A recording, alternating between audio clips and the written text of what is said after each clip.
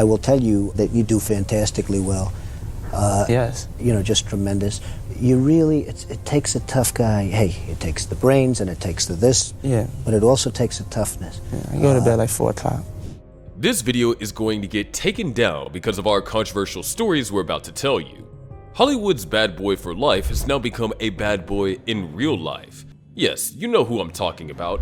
It's none other than P. Diddy. His scandalous life has made him in headlines on every news channel. But was someone else pulling the strings for him? Let's check it out.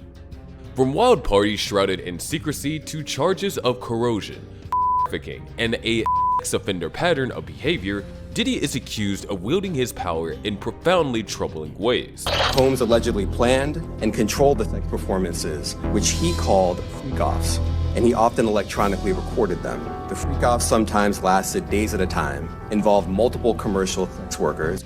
But this story doesn't end here.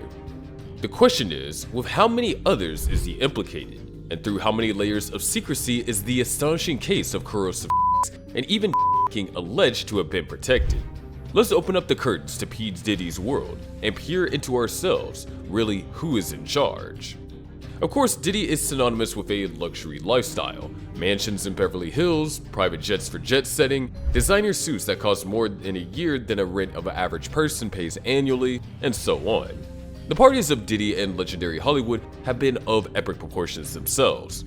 Once the paragon of exclusivity, his notorious white parties in the Hamptons, some of the most feted and celebrated within the music, film, and fashion industries. People are walking around, this corner this got going on, this corner they over here doing this corner they over there having. So, you know, we get loose, we dance a little bit. They be like, we having a party tonight, but this ain't your kind of party. You be like, yeah, I ain't going. I don't want to go. And they're in the pool. And they're drinking mimosas in the pool, but then it's like a waitress walking around giving people drinks, just passing people drinks. So when you get up, they be like, don't touch them bottles right there and only drink them bottles right there. So we already knew what the drill was. You just don't mess with them bottles. And that's why they lock up our phones, because they know what we see in there, he can get in trouble. It's sounding kind of dangerous now. It's a little kinky, but yeah. All of whom could line up to enjoy rivers of champagne, rooms full of A-listers such as Jay-Z, Travis Scott, Mary J. Blige, Chris Brown, etc. But beneath the opulent veneer, recent allegations suggest that these parties weren't just innocent gatherings of the rich and famous. According to multiple lawsuits, these events took a darker turn once the cameras were off, and the guests who weren't in the know had left. We're talking about allegations of coercion, non-consensual acts, and situations that sound more like nightmares than parties. The majority of these accusers say that such parties were a trap into unsafe conditions, where men and women would lose their dignity and well-being. What is shockingly portrayed here is that Diddy allegedly was the puppet master in all of this for his power and desires. If what you heard about the bash amazed you, then wait until you hear this. Diddy is presently involved in an unbelievable number of lawsuits, at least 24 according to latest counts, and that doesn't count any fly-by-night claims either. They range from gamut from harassment claims to serious physical and psychological injury cases. Every case was somehow an add-on to the story. The sequence of events being described, if true, does a lot towards building up a scary trend. Take the case of Diddy's ex, Cassie. One suit alone caused shockwaves through the entertainment world, as Cassie spilled years' worth of alleged manipulation, physical abuse, and coercion. She testified that Diddy controlled every aspect of her life, secluded her, and made her go through traumatic situations under the cloak of love and mentoring. And she is not alone. Accusers, many of them anonymous, for fear of being targeted, have come forward and spoken to the press about how they were drawn into his orbit under promises of fame and connections, and got caught in a picture far from glamorous. Each case is nothing more than another brushstroke in a portrait of the man who used his money and influence not to build himself up, but to keep others subordinate. Diddy has been able to wiggle free for so long, but the surfing wave of lawsuits makes good indication that there may be much more than what we read on magazine covers. Then again, let's talk about the infamous freak-offs, which were said to be more than parties. It was reported that this was one whole different beast altogether, structured and organized to give the complete sense of no rules fullness. As cited, people state numerous accounts that invitees were assured of a night that would be fun and exclusive, but were given situations that were far from ordinary. Drugs, booze, and a party culture that quickly turned nasty. These freak-offs, who apparently were Diddy and his closest confidants, exerted a disturbing amount of control over their guests. Imagine attending what you thought was a routine glamorous celebrity party, only to find that the doors are literally locked metaphorically. It's been shown through allegations that these parties were a closed zone, where regular rules did not apply and Diddy was king. According to partygoers, they were sometimes unwittingly doped before being driven to compromise. Cameras were installed secretly in hidden corners, reportedly to catch all the happenings, not for entertainment purposes only, but to bargain or coerce later. These parties, a space people would go wild in, were allegedly organized for the purpose of exercising power over other people. Equipped with videos and photos of compromising acts, Diddy apparently had all he needed to ensure no one would speak out or resist influence. If that is half true, these freak-offs take the stage of the typical celebrity party scene to an entirely new dimension. They have become something in themselves, a calculated, profoundly disturbing means of control. And now let's touch on one of the heaviest terms associated with Diddy, offender. This label, which we're using here to describe the serious allegations of predatory behavior, is one that is not thrown around lightly. It refers to accusations that go beyond just bad behavior and into a realm of exploitation, coercion, and abuse of power. This isn't just a matter of tabloid gossip. This is about accusations that, if true, indicate a calculated exploitation of those most vulnerable. Diddy has a history of grooming vulnerable young talent. He'd invite them into his world, feeding their fantasies of fame until, allegedly, he placed them in situations that left them traumatized. Multiple accusers have described similar tactics, a charm offensive that quickly morphs into manipulation and outright control and fear tactics. A man was highlighted through testimony who used his position for extras, unhealthy, and perhaps criminal control over the people who had gone to him for tutelage. Diddy is the golden icon of the music world since time immemorial. However, time and more stories laid out will see the term offender haunt over his legacy, revealing an ominous shadow that grows larger with every accusation. And the burden carried by one new accusation only hints at a strategy in line with really disturbing realities. Let's be honest here, Diddy's parties were no secret events. They were high-profile events. Music legends exist. Movie stars do too.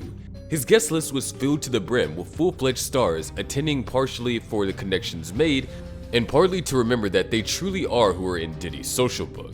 Now, the question that everyone seems to ask is how much did these guests know about the darker undertones of Diddy's parties?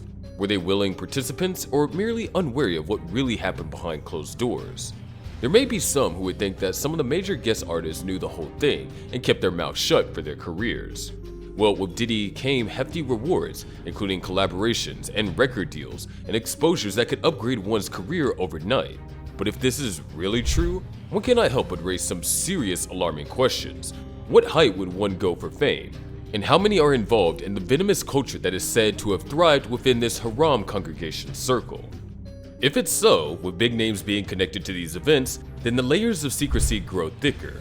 While it's one thing to talk about the Hollywood scandal, it's altogether a different thing to consider that even the industry's brightest stars may have played a role, however passive, in letting such abuses continue.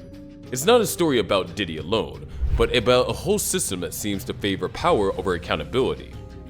Where the walls are closing in, you'd expect Diddy to go underground, but instead he came out swinging and denied every accusation thrown at him. He took the role of the victim of a grand conspiracy theory. His attorneys called the suits meritless, as a veiled attempt to cash in on his fame and fortune. They say the plaintiffs are money and attention seekers. The media is blowing things out of proportion, and meanwhile there is the real Diddy in the storm of all these rumors.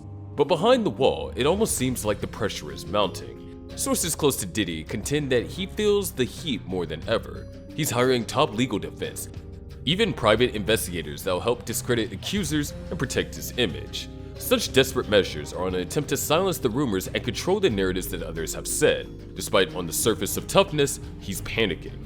That goes beyond his reputation. That goes into the whole empire he's built, his legacy, and everything he's worked for over the years. Diddy's tries to control the fallout resemble those of a man cornered, as insiders say he's struggling to find a way out of this web of accusations.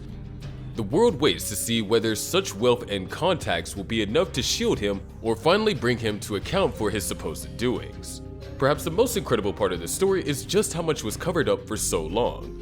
For nearly decades now, Diddy has been rubbing shoulders of the elite and amassing power and influence in the music world. He's now turning his brand around into resilience, success, and breaking all barriers. Now it is claimed that he, according to them, succeeded not because he worked for it and had the talent, but because he manipulated and kept secrets, being ruthless to control people around him. One can even envision a world in which business and play were not two such distinct roles, but favors traded like currency, and trust a luxury few people could afford. This was what Diddy was supposed to have fostered, one in which people did his bidding, or they'd be afraid. Associates remember this place, where everything could allegedly be bought, and friendships were actually pretty shallow. People knew crossing him would mean getting their life sentence. Many in the industry say that this is a culture not exclusive to Diddy, but rather endemic in Hollywood. The way the game is run, the ones at the top use their power to cement their positions, often at the expense of those further down the line. Now, Diddy's alleged behavior, if true, is on another tier altogether. They are speaking not of vocation manipulation, but an institutionalized system of manipulation and exploitation that only the fewest could even envision. Easily enough to envision one man basically getting by doing whatever he pleases. But then in Hollywood, very few people succeed and stay successful in a vacuum. The way Diddy traveled down to power and the abuses allegedly along the way depended on a network of people who were willing to look away. This is less as one man's problem at this point than it is the culture of silence that spreads across an entire industry. But when this sort of accusation emerges, people scurry around the alleged perpetrator and create distance. The reality, however, is that without Diddy's enablers, his influence wouldn't have been given free rein. From bodyguards to executives, whole ecosystems allowed stars like Diddy to stay on top. They planned the party, managed their spin doctors in the media, and cover up all the destructive mudslinging. So it is ultimately Diddy who has become the poster child for this scandal, but he can hardly be far from the only one who is partially at fault. In many ways, the attacks on Diddy reflect the darker undertone of Hollywood. Many tales of exploitation come into the entertainment industry where people play to their advantage based on power, and the system usually decides by giving utmost preference to profits over ethics. Indeed, Diddy's saga is one example of a much larger issue, speaking to the lengths that some will go for control and status.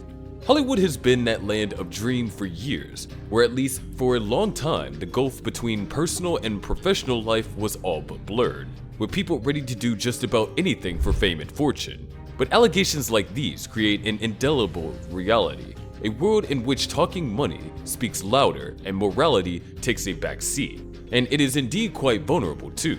Without proper protection, Diddy's case will mark a point in history wherein the same industry comes out with heavy blows on its mirror and questions every system that allows people like Diddy to run amok.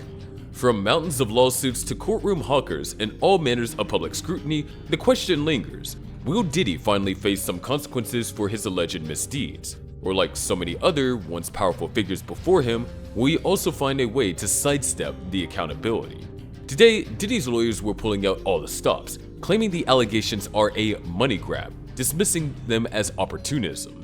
But in a world that separates social movements from the more reaching giants, it only becomes increasingly impossible for even the most powerful to have any hiding place. The #MeToo movement served as a sudden game changer, enabling victims to speak out and compelling public action against uncomfortable truths about power and abuse.